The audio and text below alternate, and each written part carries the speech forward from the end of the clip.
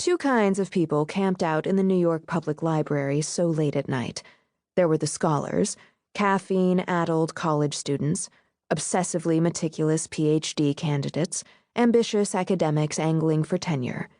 And then there were the people who had nowhere else to go, people who sought solace in the comforting musk of old books and the quiet sounds of other humans breathing, turning pages, and stretching in their creaky wooden chairs.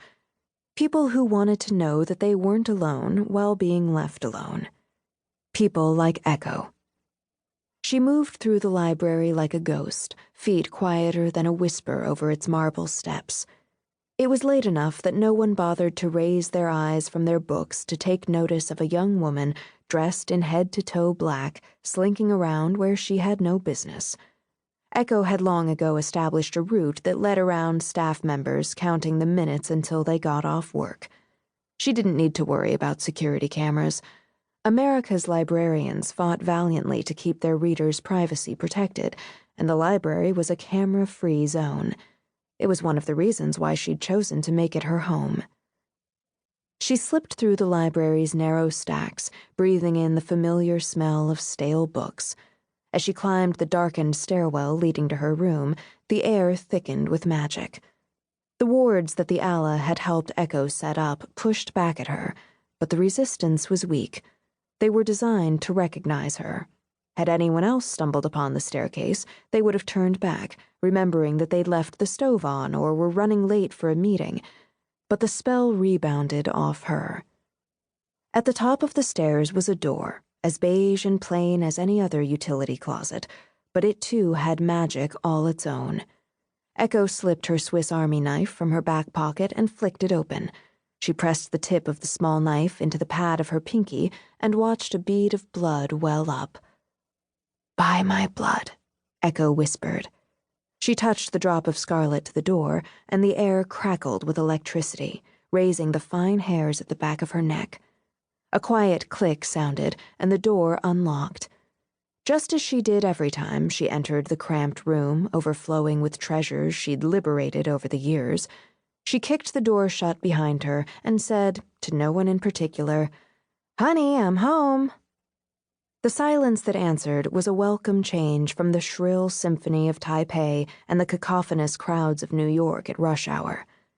Echo slung her bag onto the floor beside the writing desk she'd salvaged from the library's recycling pile and collapsed on her chair. She flicked on the fairy lights strung around the room, casting the cozy space in a warm glow. Before her lay the burrito she'd been dreaming about, surrounded by the odds and ends that decorated every available surface of her room. There were tiny jade elephants from Phuket, geodes from amethyst mines in South Korea, an original Fabergé egg encrusted with rubies and trimmed with gold. Surrounding it all were stacks of books, crammed on every available surface, piled on top of each other in teetering towers. Some Echo had read a dozen times, others not at all. Their mere presence was a comfort. She hoarded them just as eagerly as she hoarded her other treasures. Her 7-year-old self had decided that stealing books was morally bankrupt, but since the books hadn't left the library, they'd merely been relocated, it wasn't technically stealing. Echo looked around at her sea of tomes, and a single word came to mind. Sundoku. It was the Japanese word for letting books pile up without reading them all. Words were another thing Echo hoarded. She'd started that collection long before she'd ever come to the library, back when she lived in a house she preferred not to remember, with a family she'd have been happier forgetting. Back then, the only books she'd had belonged to a set of outdated encyclopedias. She'd had few possessions to call her own, but she'd always had her words. And now she had a trove full of stolen treasures, some more edible than others. She raised the burrito to her lips, poised to take a bite, when the sound of fluttering feathers interrupted her. Only one person had the ability to bypass her wards without raising a single alarm, and she never bothered to knock. Echo sighed. Rude. "You know, I've heard that in some cultures," Echo began, "people knock. But then that could just be idle gossip." She swiveled in her chair, burrito in hand. The Allah sat on the corner of Echo's bed, black feathers ruffling gently as if caught on a breeze. But there was no breeze. There was only the Allah and the slight charge to the air that accompanied her power. "Don't be moody," the Allah said, smoothing her arm feathers.